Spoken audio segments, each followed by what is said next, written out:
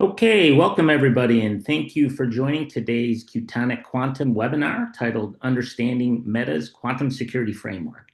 My name is Stephen Marshowitz, one of the VPs here, and I'll be working in the background to facilitate the question and answer period.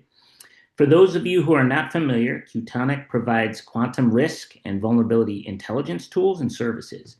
Our quantum risk management is done through assessment, strategy, remediation, supported by the only commercially available quantum computer-based penetration testing and validation. We give you proof of real-world risk. Today, we're going to be discussing Meta's quantum security framework. And if you haven't noticed, there's been an explosion of news starting in December about post-quantum encryption. It just keeps almost doubling every month. And the impacts it will have on everyone's security is going to be tremendous. So there's an immense amount of action starting to take place. People are getting more interested and really trying to figure out what they're going to do. Throughout, probably in the last year or so, MITRE's a framework. HIPAA is supposed to release their framework this month. The USGSA has a buyer's guide, and Meta released their framework just 3 weeks ago. With their own real-world experience and practice, we thought it a great time to discuss what they've put together and what we're seeing alongside of it. First, a few housekeeping items. The webinar is recorded, so you'll be able to review it later. And feel free to ask questions in the Q&A area along the way. We'll make sure that we get to them at the end of the presentation. So with that, on to our speaker today, Nate Ader, the co-founder and chief innovation officer of Qtonic Quantum. Nate, give us a little bit more about your background and take it away. Great. Thank you, Stephen. Thank you for the introduction. Good to see everybody again, and appreciate you taking the time out during this lunch hour to hear a little bit about our thoughts regarding Meta's post-quantum migration framework. As Stephen said, our business is intelligence, specifically post-quantum risk and vulnerability intelligence. It's really the most important tool to have as you begin that first step of taking your current cybersecurity state and moving from current state to hybrid state to post-quantum state. I love this Meta framework. I was excited when we saw it come out because when they released it, and of course Meta's a great company, and everybody knows Facebook and everybody knows Instagram and everybody knows WhatsApp, and the company's now making some incredible large language models. Alexander Wang is doing an amazing job. It's a great company and a leader, a real leader in a lot of different ways. And when they speak, we should listen. What was nice about what Meta said, though, when they put out their post-quantum framework was it was as if it was almost written perfectly for our company. And that's always a nice surprise, especially when it's not coordinated. But the reality is we built our company not just to provide intelligence and support for businesses like Meta, but really for all businesses. Because essentially the challenges that Meta is facing as they face cryptographically relevant quantum computers are the same as every company, whether it be a big tech company like Meta or a bank or a healthcare company or critical infrastructure, or in a case of a recent engagement we had, a professional sports franchise. So we're hoping you get a lot out of this presentation, and we're looking forward to taking you through it.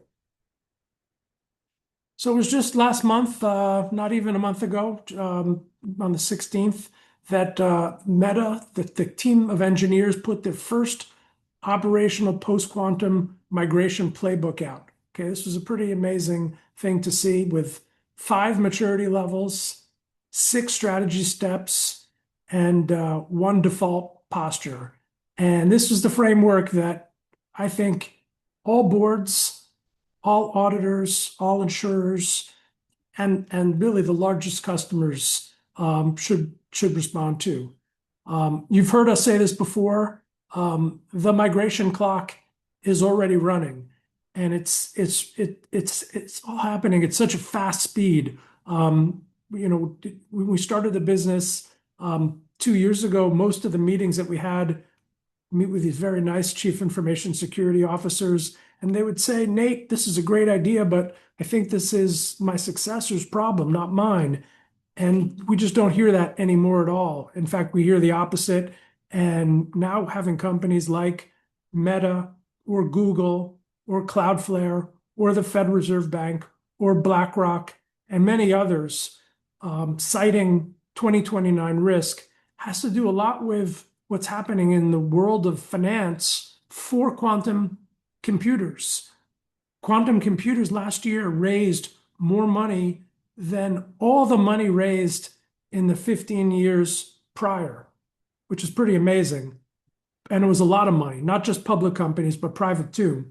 But this year, now through May 14th, 2026 versus May 14th of 2025, quantum companies, again, both public and private, have raised 20% more money than last year. So what does that mean? That means the quantum companies have a lot of money to spend, and they plan to advance significantly their products, quantum computers, and they are not going to wait for the cybersecurity industry to catch up. They have many other things to do. They want to create pharmaceutical products. They want to create material science. They want to advance academic research. They want to put a man on Mars. Everyone that we talk to, all the great, new companies like Rigetti and D-Wave, IonQ, and the old traditional players, Google, Microsoft, IBM, they are advancing at a pace far greater than expected. So urgency, page 2 here. The migration clock is really already running. The harvest is happening now. Data is leaving firms. We see it all the time. At some point, it'll be collected and be decrypted. There's nothing you could do about what's gone now, but you can certainly stop it from happening.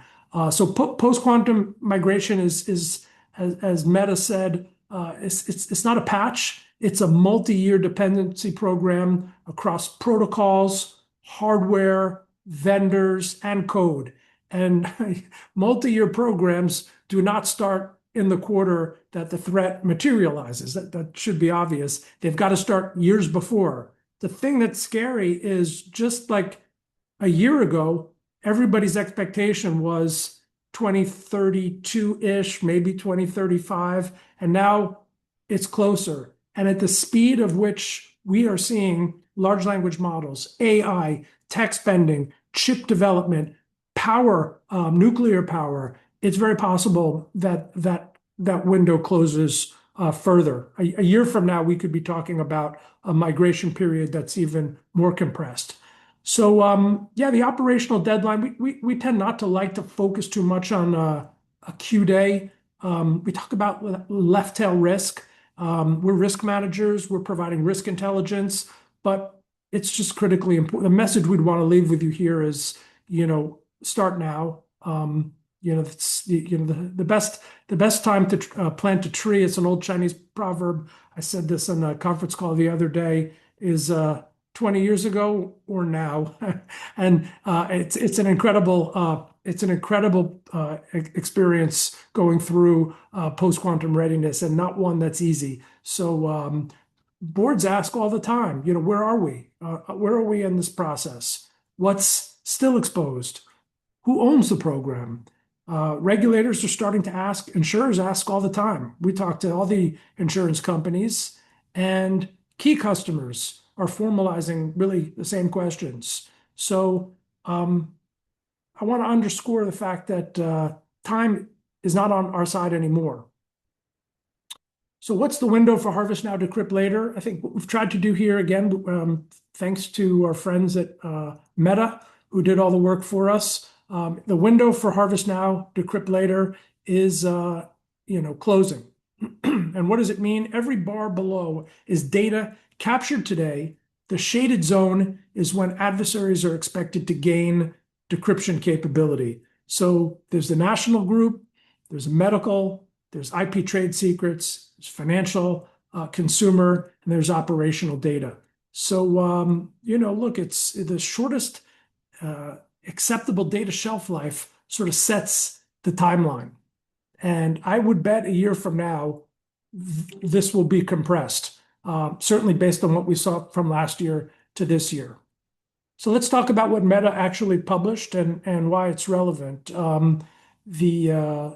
Essentially the team at Meta, relied on, the NIST conforming algorithmic baseline. And, obviously there's some very important post-quantum algorithms that are in the market. We test all of them. We have a laboratory now that's testing over 200 post-quantum solutions. We publish all the findings on our website. Number one, the maturity model. It's a 5-level ladder.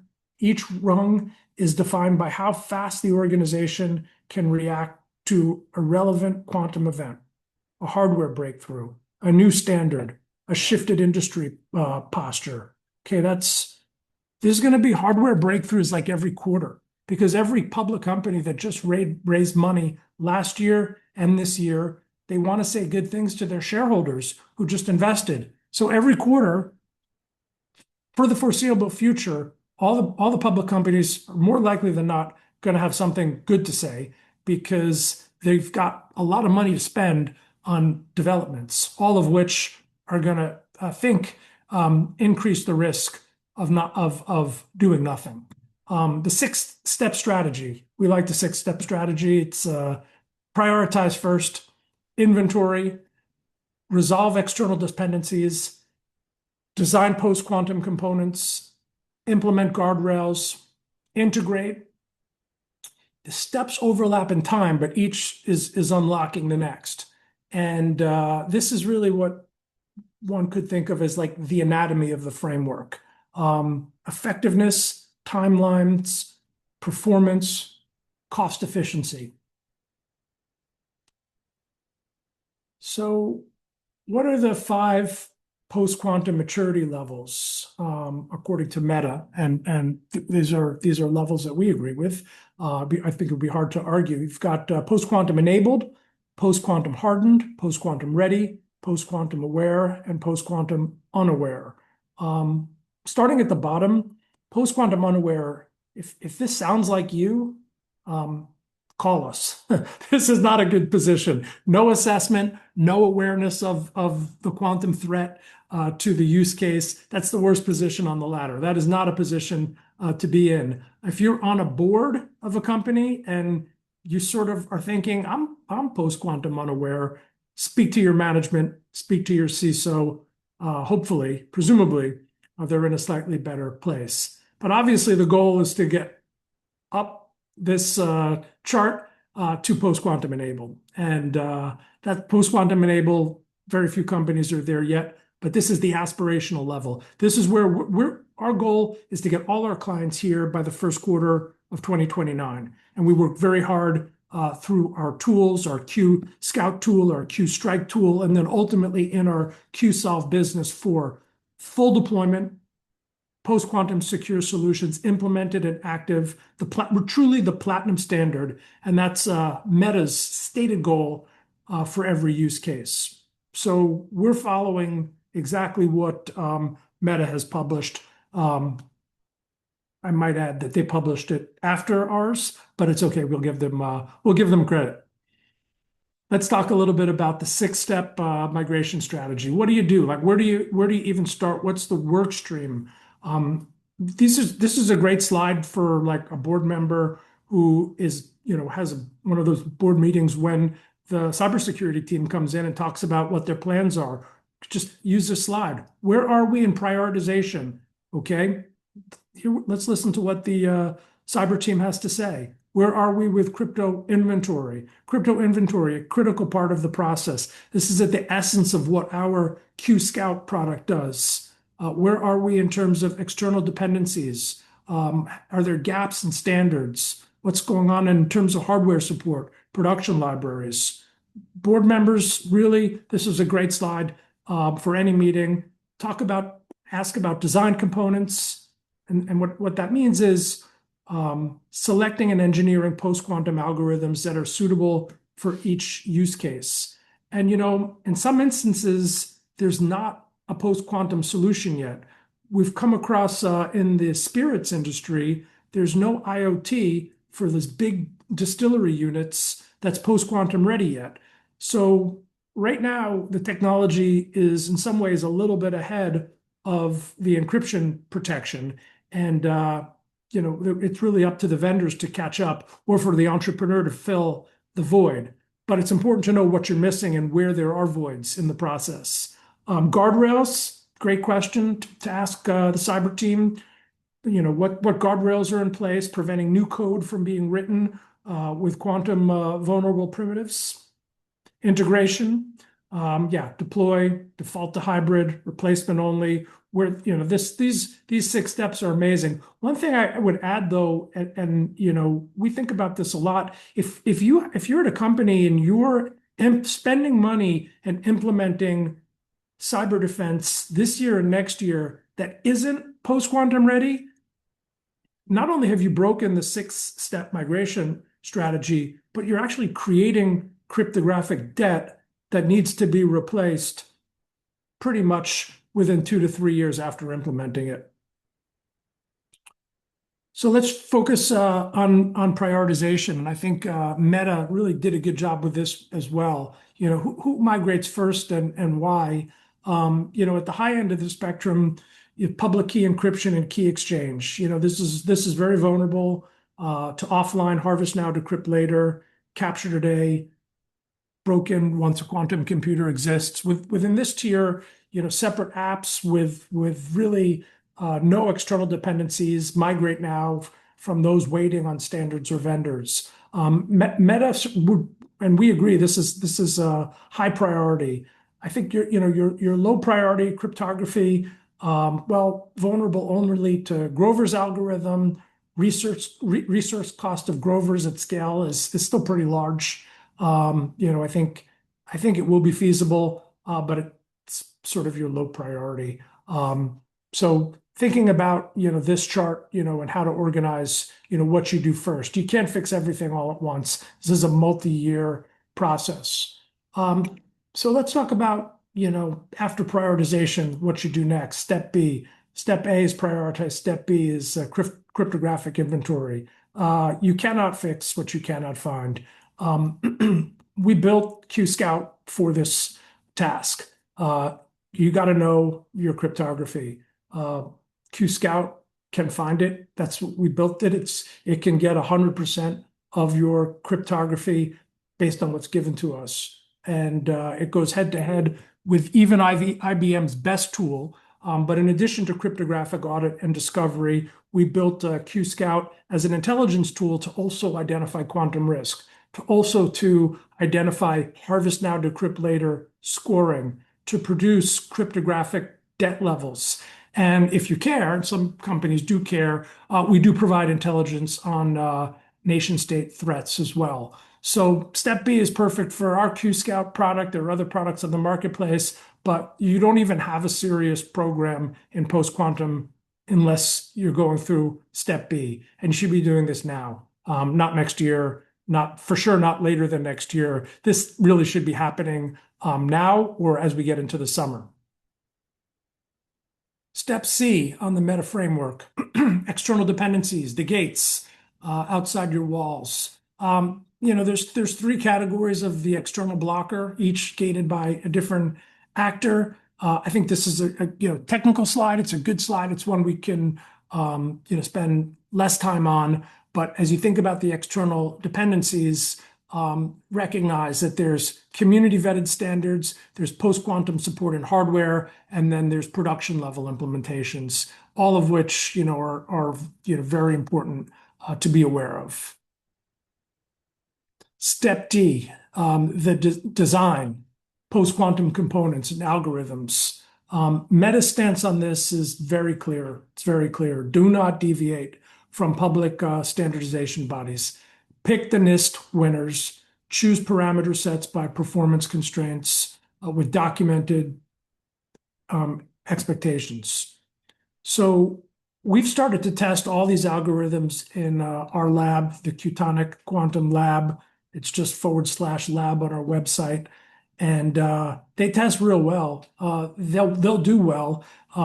You got to really start, though, thinking about how they'll be implemented and push your vendors. Everybody has many vendor relationships. Some vendors are ahead of others, but Meta's published choices function, I think, as good public references for any audit or any regulator or just a board conversation. What are we using? What's primary? What's an exception? How should we be thinking about, the signatures? Great talking point for this. Meta step E, the guardrails. This is really, stop the bleeding before you stitch the wound. That's, their words, not ours, but it's a great way to describe the guardrails. Migration without guardrails, of course, fails. New applications, they really continue to be built on, RSA and ECDH, while old ones are slowly rewritten. Meta names essentially three controls ordered from policy to enforcement. So updating the internal cryptography guidelines, critically important. Second, discourage new quantum vulnerable key creation, also important. And discourage usage of affected APIs. Again, this is a technical slide. One, I think it's important to the cybersecurity teams. It's one that we think about, but it's also one, that, for a board member, certainly having this slide in front of you and asking questions from this slide can only push the cyber team to move in the right direction as you work to get your companies post-quantum ready. Step F is integration, and this is hybrid by default, current state, hybrid state, post-quantum state. So how does integration work? It works with intelligence first, and intelligence allows you to migrate in a way that makes the most economic sense and also fulfills the objectives and goals of management, board, CFO. Of course, we have to remember CFO's budget, was set last year for this year. So work with your CFO now. We're working now with CFOs in May already for 2027 spending. So think about replacement, swap your classical for post-quantum. There's a lot of upside in that. Excuse me, I'm gonna take a drink of water. This really speaks to the comment that I made. If you are spending money this year or next year on hardware that is not post-quantum ready, you are basically just creating cryptographic debt. So be careful. In terms of the integration, layer post-quantum on top of classical. There is a lot of value to that.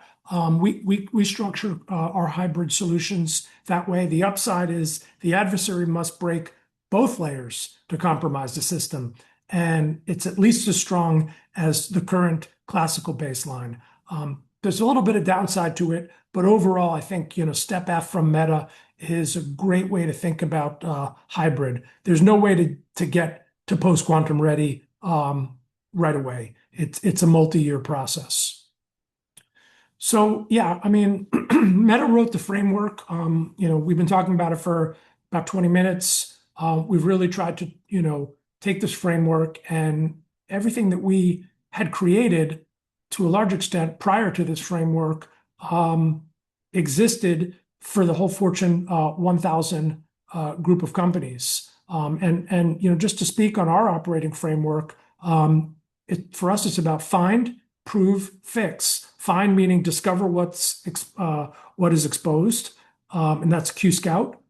Prove, demonstrate that the threat is real, and that's Q-Strike. And we use live quantum risk demonstrated against a customer's exposed cryptographic positions. Our whole mission with Q-Strike was to allow our clients to see what it would be like to face a quantum adversary from a few years out, because it's important to see how badly you would do. Why? For the reason that all your weaknesses are able to set a roadmap for that migration from current state to hybrid state to post-quantum state. And fix, execute the migration, take all of the quantum risk and vulnerability intelligence that Q-Scout and Q-Strike give you and work with the Q-Solve team and migrate. that our QSolve team, it's CISO led, it's vendor neutral. As a company, we don't take money from any vendors. We don't have any distribution agreements. We don't have any capital from vendors. We're just neutral. We have a lab that tests and scores based on our independent views and our 10 metrics that we apply equally to everybody because we want information to be as transparent as possible. So this is our operating framework, and it fits the meta framework really like a glove. And so how Qtonic covers every meta step. This is my favorite chart. I was texting it around last night to my team members in the company, but this shows exactly each of our products and how they're prioritized. So we learned from Meta prioritization, crypto inventory, external dependencies, post-quantum design, guardrails, integration, and then where QScout fits, QStrike fits, QSolve fits, and the lab fits. We're there on the journey with the Fortune 1000 companies and federal agencies all across the way.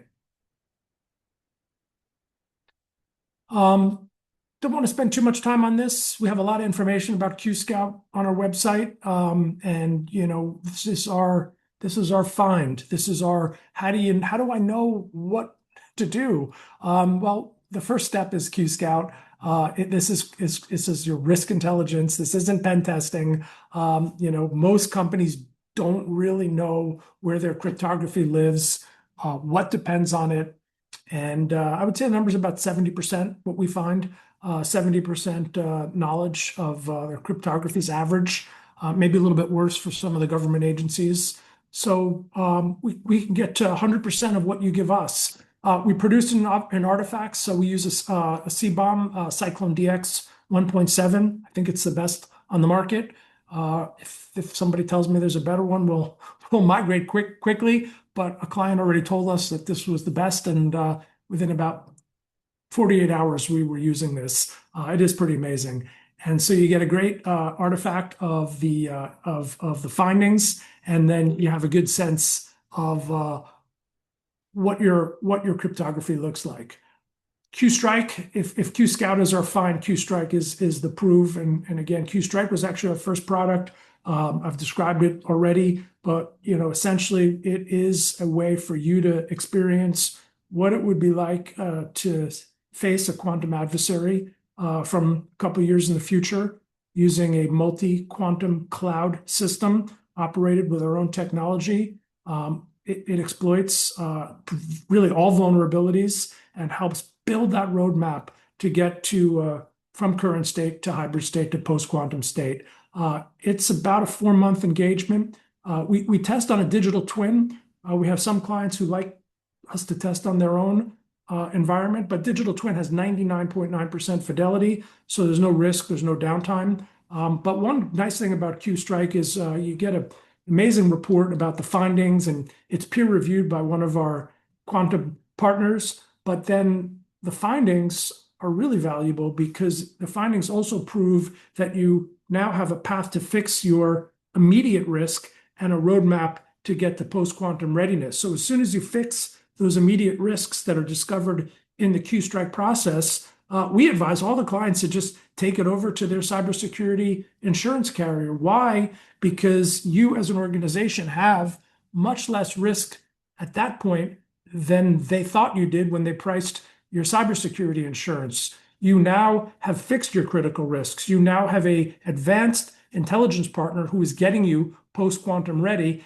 And in our case, in our instance, in our experience, every client who has taken that data, taken that intelligence to their cybersecurity carrier has gotten a reduction in price. So that's why now CFOs very much like our company and our products. It does, in all cases, end up saving the company's money, reflecting the lower risk in the organization based on the intelligence that we are providing.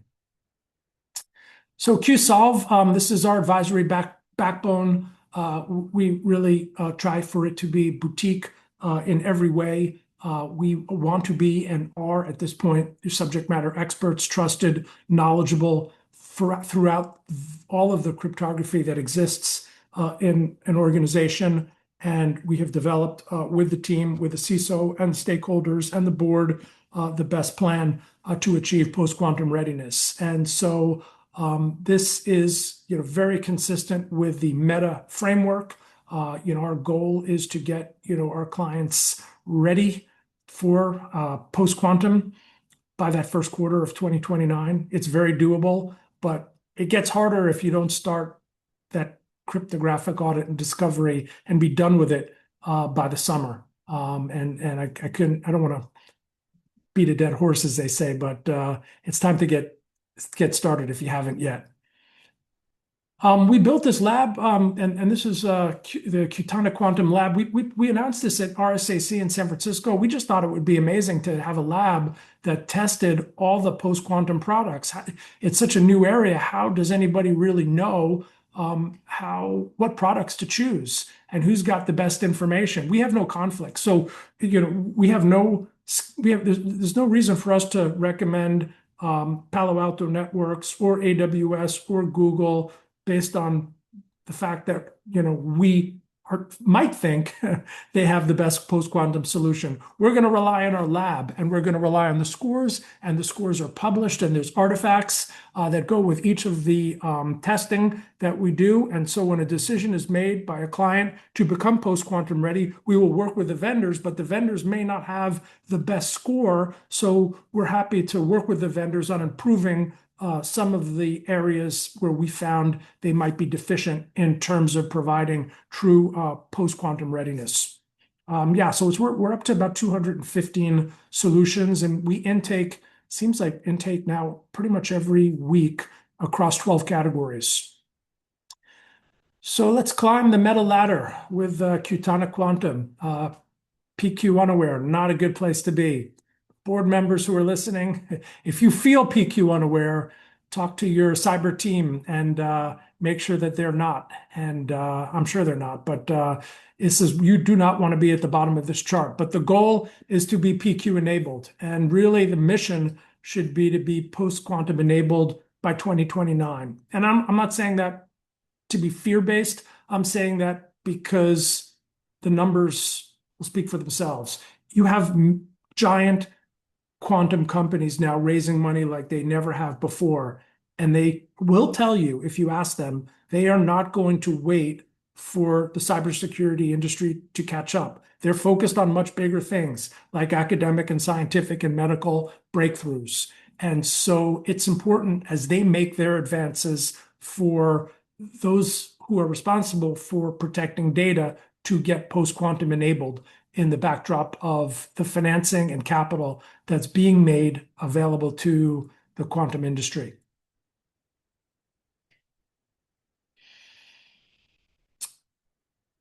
I think, we've been talking now for 35 minutes, Stephen. What do you think? Do you have anything that you want to add? Should we take some questions or keep going? Covered a lot of ground here. Yeah, we have a few questions, so we can take a few there. One from Stalin Bandris. Nate, greetings from Caracas, Venezuela. Here every week we see news reports about cybersecurity attacks targeting key companies in the national economy. It is important to raise awareness among businesses and encourage them to take a different approach towards cybersecurity and risk prevention. So the question would probably be, how do you integrate quantum security into probably the more national stories around the cybersecurity attacks that are happening right now?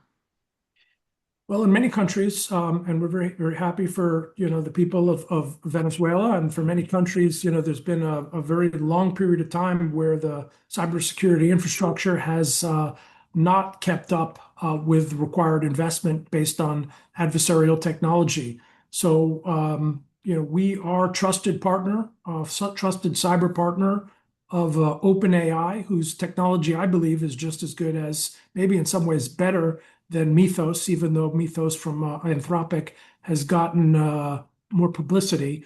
But I think it's important to, thinking about using the latest of AI defense to catch you up. I think there's a lot that can be done to catch up the infrastructure of companies and countries that are a bit behind on the infrastructure spending with products like those that have been made available from both OpenAI and Anthropic.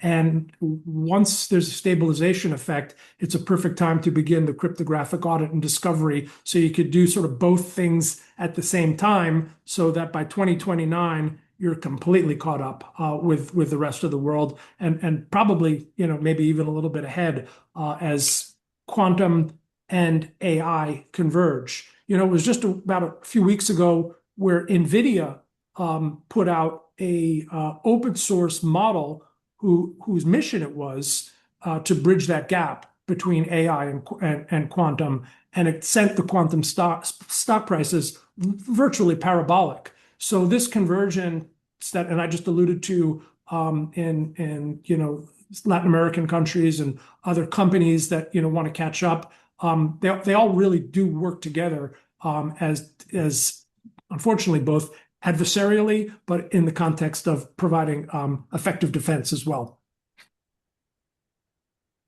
Excellent. Can you say something about the overlap of Mythos class cyber risks and the PQC transition and the importance of critical infrastructure risks being addressed? Okay, well, first on critical infrastructure, I think that the critical infrastructure leaders really need to focus on quantum more than I'm seeing. And I think that we have critical infrastructure all over the US and all over the world, and the regulations tend to lead the cyber defense around critical infrastructure, and the regulations on post-quantum protection as it relates to critical infrastructure have not yet been established. And I would advise and recommend strongly that the leaders of the critical infrastructure businesses not wait for those regulations and at least start the process of cryptographic audit and discovery with a product like QScout, and even prove what your vulnerability is with a product like QStrike. So by the time the regulators are making their recommendations, you've done a lot of the work already. But critical infrastructure is very vulnerable, and there is a significant amount of cryptographic debt across virtually all areas.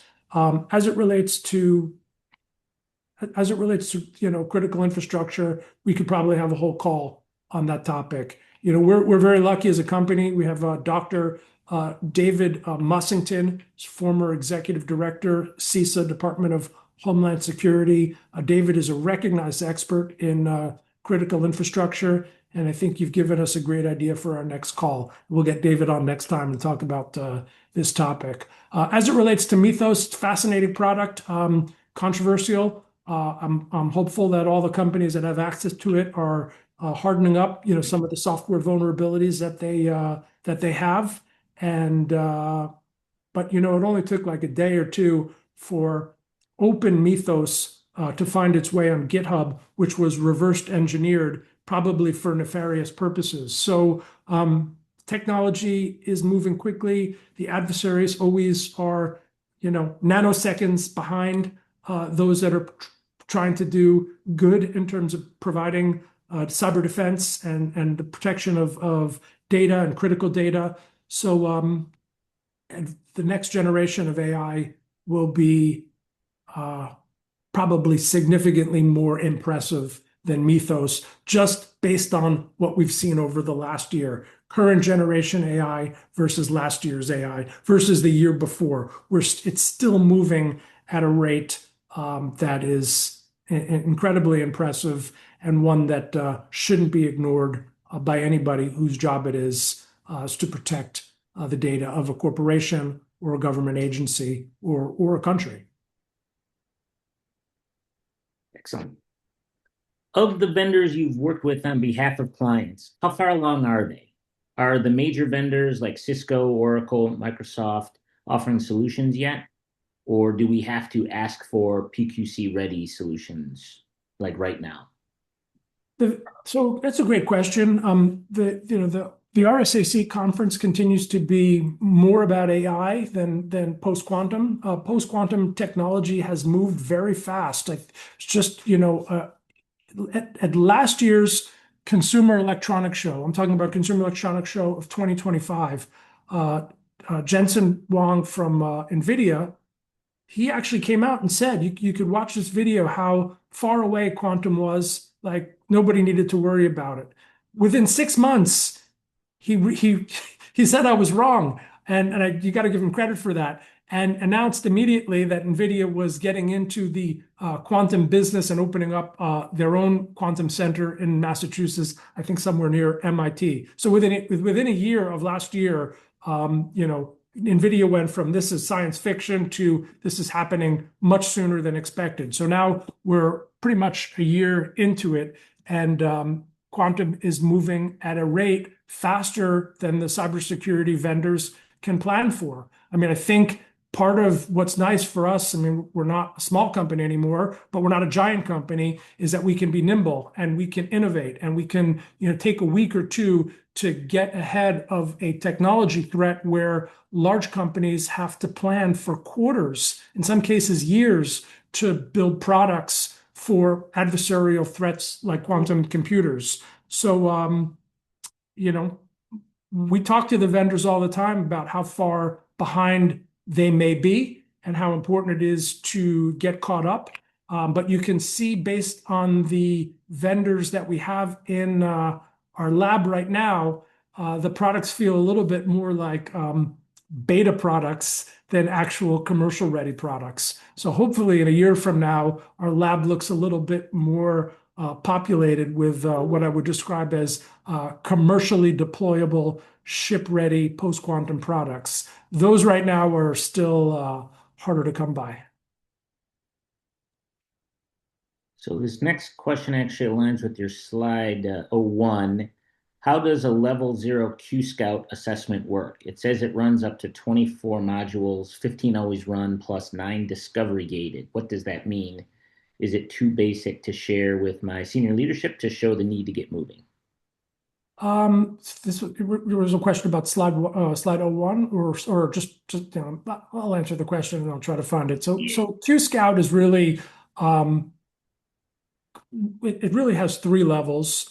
Level 0 we give on our web. It's free. It's on our website. You could just run a scan on your company's domain and it'll find up to 10 subdomains, and it'll give you surface only, like looking at a house, but not really going and looking and trying to open the windows or open the doors. Level 1 is a little bit closer look, but still surface level. So level 0, level 1 are giving you, surface about 42 modules, giving you external view only. Level 2 and level 3 are very important.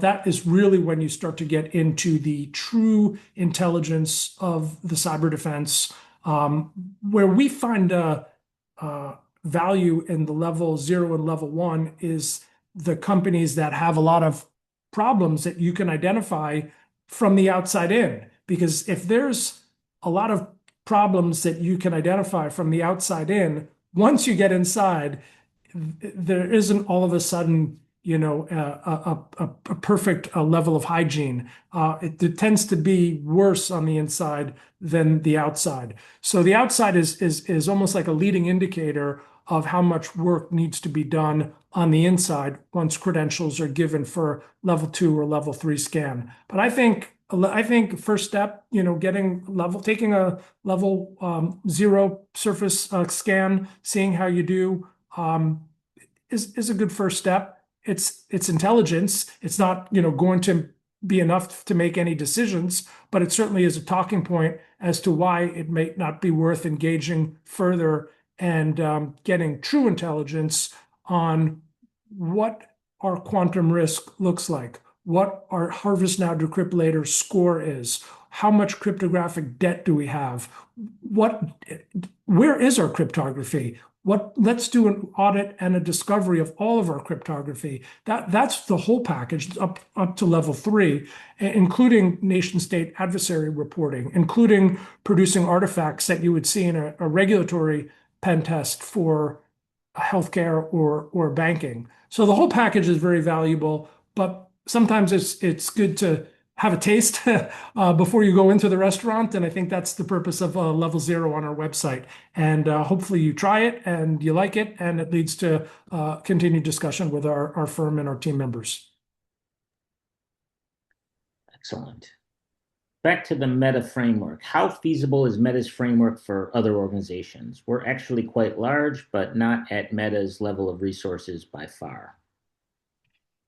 I think it's an excellent framework, but I think that's one of the reasons that we're having this conference is that not every company has the ability to deploy hundreds and hundreds of programmers, developers, and engineers to do all this work in-house. So, I mean, one of the main reasons our company exists is to be outsourced partners to get this done for our corporate clients. So the Meta framework, I think, is very similar to what we created. They announced it in a way that was, I think, beautifully presented and aligned perfectly with all the products that we had already created. But we also recognize, like, for example, JP Morgan has a team already working with quantum computers.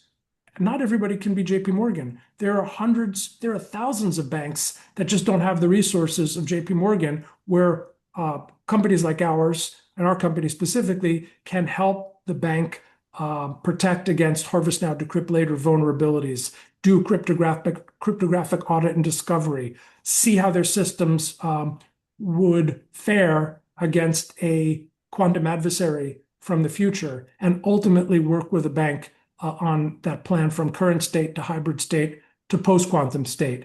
And that's the framework. I give an A grade, though. I do think they deserve a compliment. Awesome. This one we actually get a lot from clients. The digital twin, how does that work technically?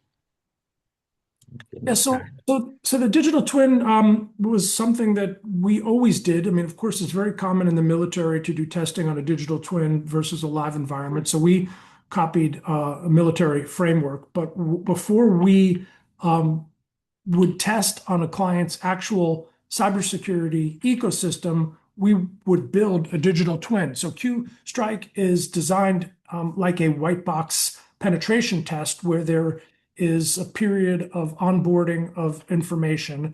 Our clients have had us build digital twins in Azure Cloud, in AWS Cloud, in Google Cloud, or on their own servers. And for us, we're actually agnostic. We'll do it in all three, whatever our clients feel most comfortable in, and we test on that system. So Q Scout actually gets us pretty far to where we can almost build a digital twin, but there's another few weeks of information that we get, and we try not to bother the CISO, our partner. The CISO is very busy, very busy. They tell us, in almost every meeting, that they don't have a lot of time. So we know that, and we're respectful of that. But we ask for like a director or a vice president level to speak with our team, usually once a week, so we can get additional data about the system that weren't able to pick up in the Q Scout engagement, that ultimately gives us enough material to build that digital twin wherever our client feels most comfortable having the data stored. And then when we do the testing, it's a perfectly transparent process for both.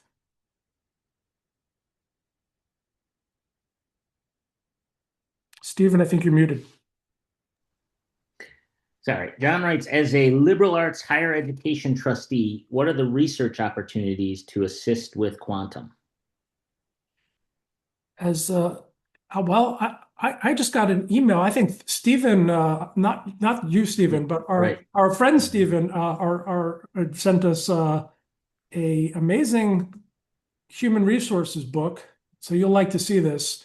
That quantum jobs are the highest paying jobs now in the country.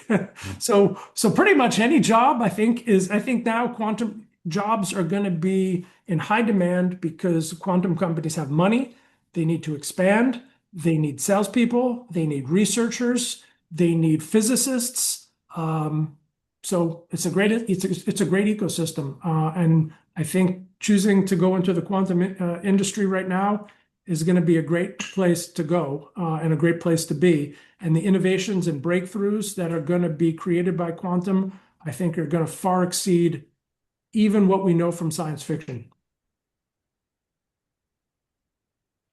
Right. What are the differences between an inventory and a C-bomb? Are there any? Is it just more specific? Well, a CBOM is by definition a cryptographic bill of materials. So it's giving you the cryptography. Um, an SBOM, is going to be your software. Knowing your software is important as well. So when you say inventory, it could be an inventory of anything. So the question is on inventory, what specific inventory are you looking for? If you're looking for, we've had CISOs say to us, I'm not planning to do anything because my vendors are going to do most of this.